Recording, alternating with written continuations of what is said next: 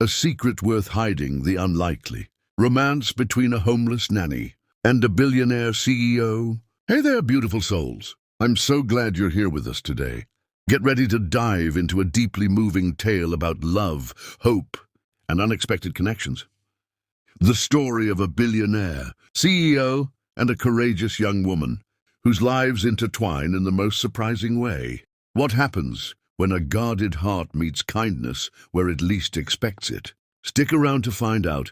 It's a journey you won't want to miss. Before we begin, I want to know, where are you watching me from right now? Drop your city or country in the comments below.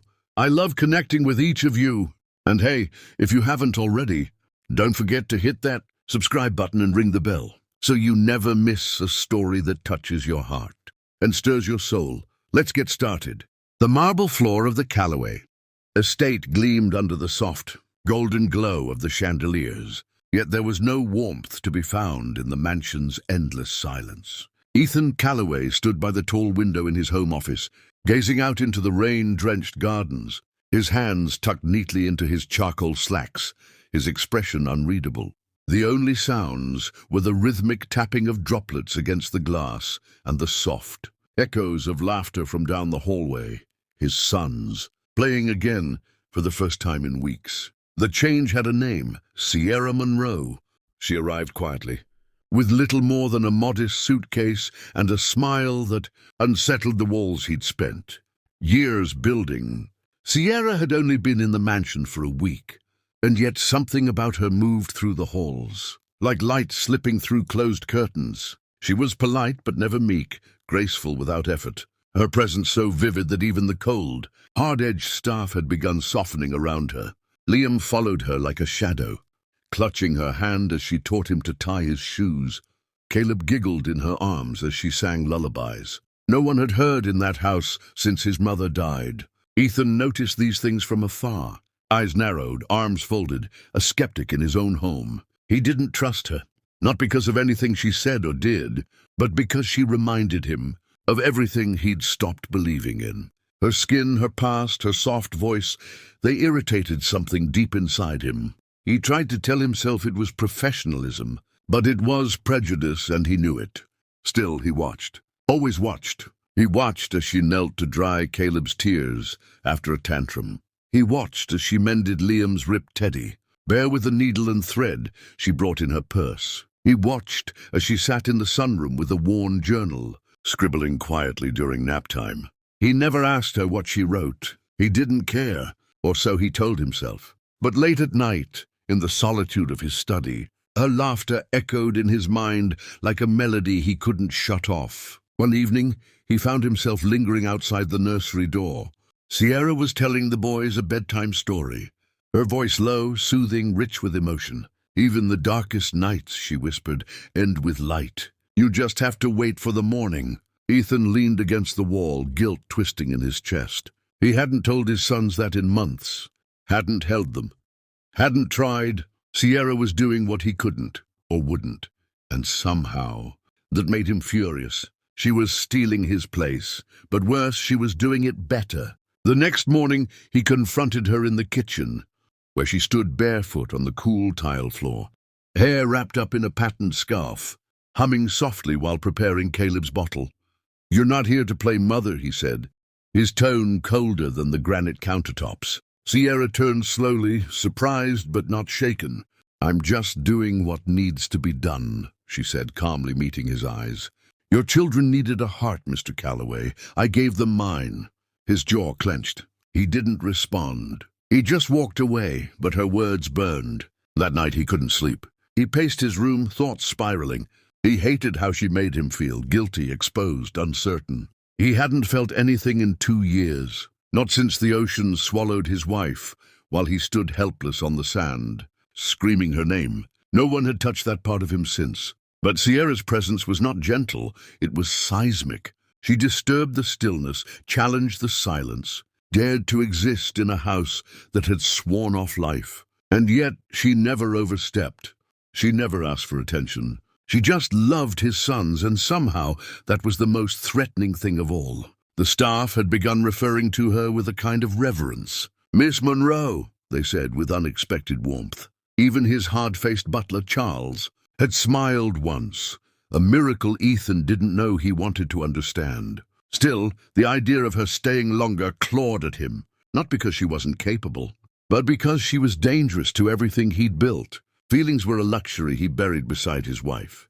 Sierra was digging them up, and worst of all, he'd caught himself imagining her smile at him the way she did at the boys, wondering what it might feel like to sit beside her, not across from her, to talk, to confess.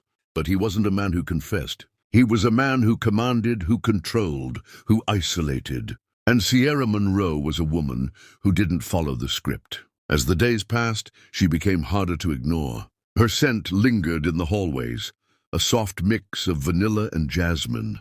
Her voice carried even when she whispered. Her laugh, rare but honest, made the corners of his heart twitch, then ache. One evening, Ethan stood at the top of the stairs and watched her dancing in the living room with Liam on her hip, Caleb giggling nearby. The record player crackled with an old jazz tune. Her eyes were closed, her smile wide, her body swaying with grace that made his throat tighten. He didn't understand this ache. He didn't want to.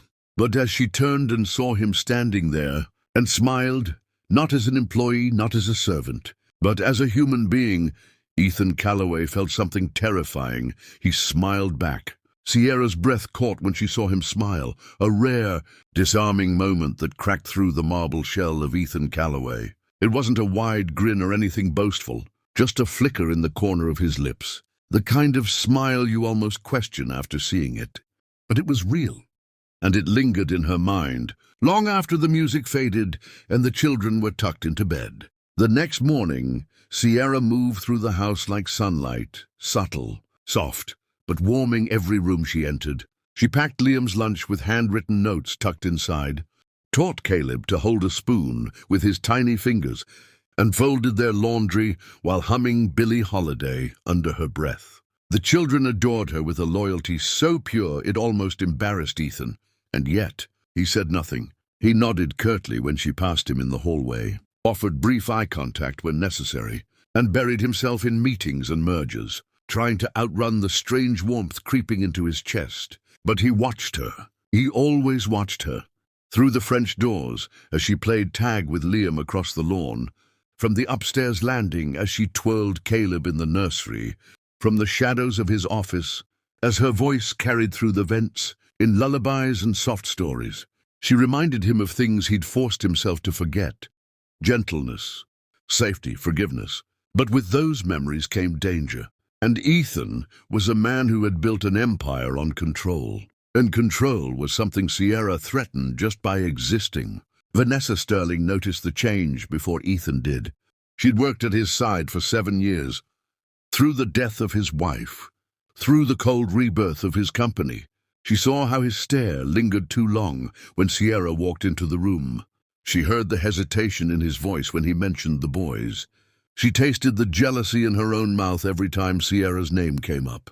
Vanessa was everything Ethan's world accepted. Blonde, crisp, educated from the right families, dressed in silk and diamonds. Sierra was none of those things, and yet here she was, softening a man Vanessa could never reach. "She's playing you," Vanessa said one morning in his office, setting down his espresso with too much force. "Women like that know how to manipulate powerful men." "You're not thinking straight." Ethan raised an eyebrow but said nothing. Vanessa leaned in. "You don't know anything about her. Her background, where she's from, what she wants." He stayed silent, but his fingers tightened around the coffee cup. That night, Ethan stood again in the hallway outside the nursery. The door cracked just enough to let him see inside. Sierra sat cross-legged on the rug, Liam curled against her, Caleb resting in her lap. The room glowed with a dim amber light. Her voice was low and rich as she read from a worn, dog-eared copy of Goodnight Moon, each word spilling like a lullaby. But it was what came after that made Ethan forget how to breathe. She began to sing, softly, a song he hadn't heard since. His wife sang it to Liam as a baby. The tune floated like silk, wrapping the boys in comfort, wrapping him in grief he hadn't let surface in years. He pressed his palm to the wall, trying to steady the sudden rush in his chest. That voice, it wasn't hers, but it was close enough to shatter him.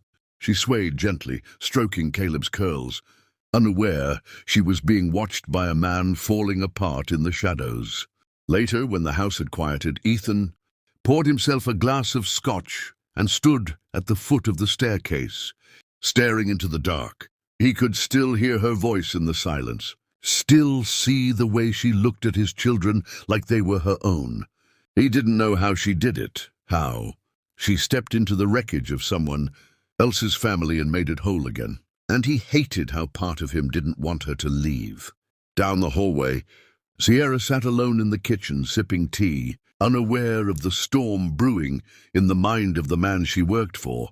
She didn't know Vanessa had already begun digging, calling people, asking questions. She didn't know that kindness had made her a target. All she knew was that 2 little boys slept soundly because she had shown up.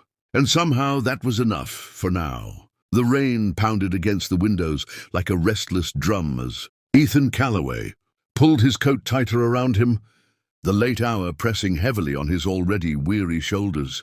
The world outside was a blur of wet streets and flickering streetlights, but his mind was tangled in far darker storms. The weight of board meetings, the loneliness that filled his vast mansion, and the silent ache of memories he dared not revisit crowded every thought. He hurried up the marble staircase, each step echoing through the empty halls, his mind focused solely on reaching his bedroom and escaping the world for a moment. But in his haste, the polished steps betrayed him. His foot slipped on the cold stone, and he crashed down with a harsh grunt, a sharp pain flaring through his ankle and radiating up his leg. The world tilted as he tried to steady himself, breath catching in his throat as the pain surged. It was Sierra who found him first, her calm voice slicing through the fog of his pain. "Mr. Calloway, are you okay?"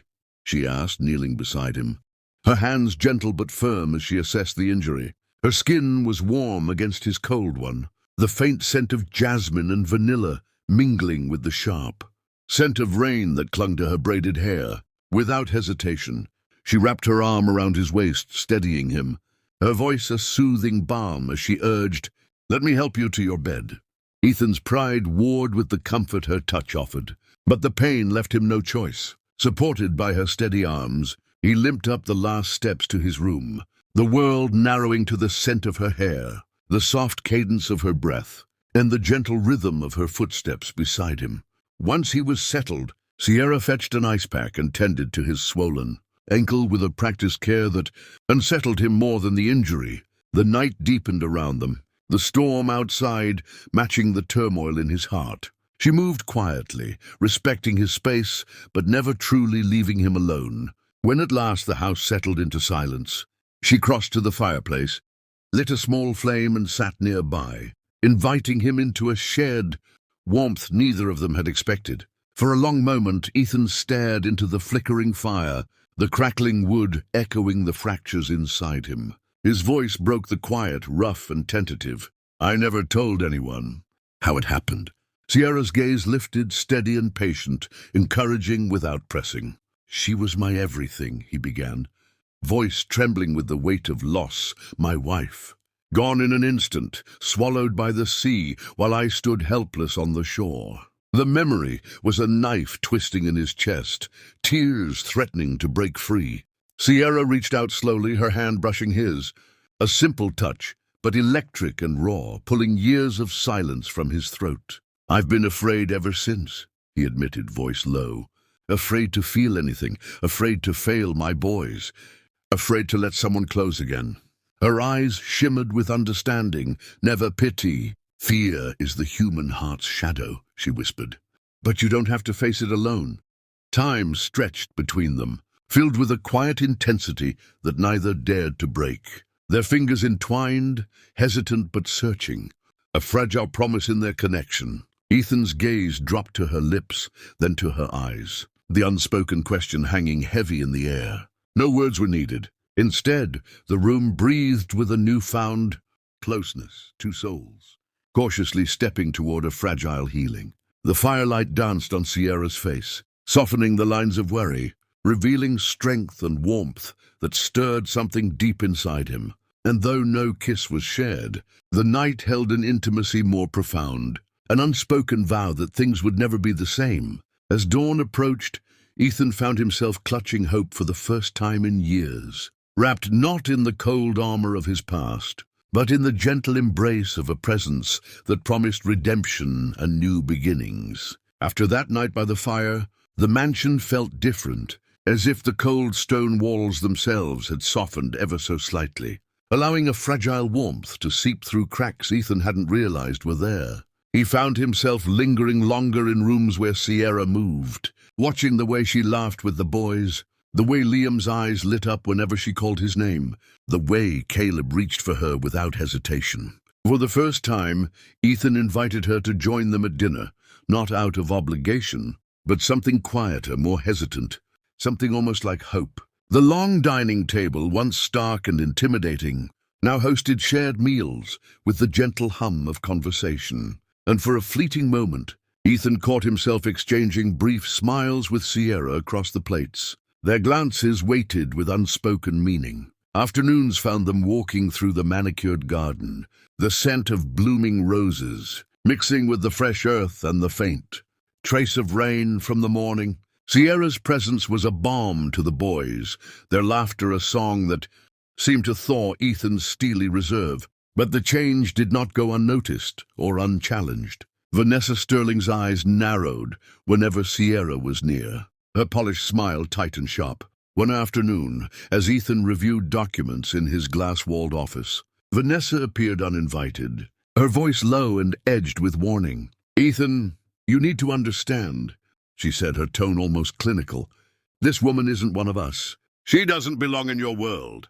The words landed like stones in his gut. Vanessa's disdain was not new, but hearing it aloud, so blunt and unyielding, rattled him. "What do you mean?" he asked, struggling to maintain his composure. She leaned in, eyes gleaming with something dark and possessive.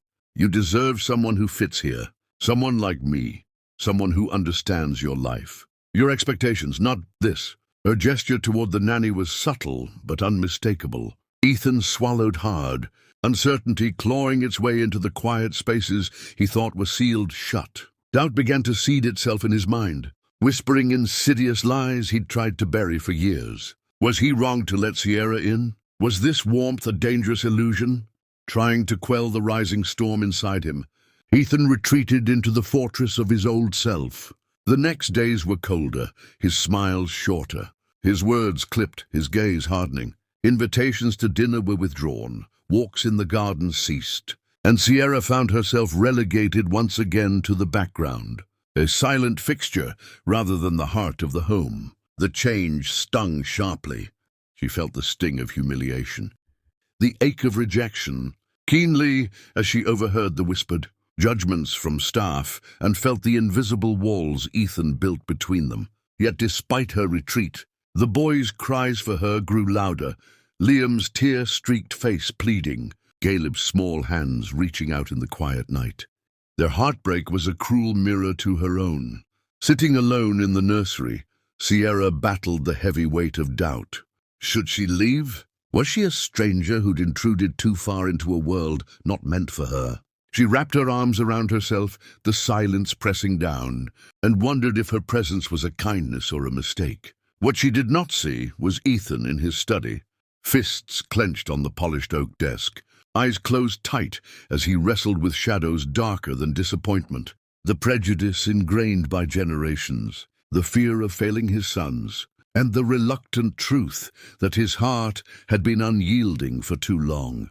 He was not just judging Sierra, he was fighting a war within himself, a battle between the man he'd been raised to be and the man he might want to become. The mansion, once a place of order and control, had become a battlefield for something far more fragile: trust, love, and the courage to break down the walls that held them both captive.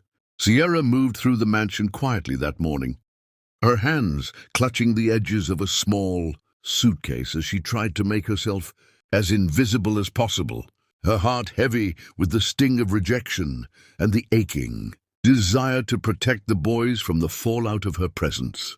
She packed with careful deliberation, folding the few clothes she had with reverence. Memories, hidden in the fabric, like secrets she wasn't ready to reveal. Liam, ever curious, had followed her into the guest room and, in the midst of her hurried packing, spotted something tucked beneath her clothes, a worn, faded photograph that slipped from the suitcase as she moved. He picked it up with small fingers, turning it over and over before calling her name softly.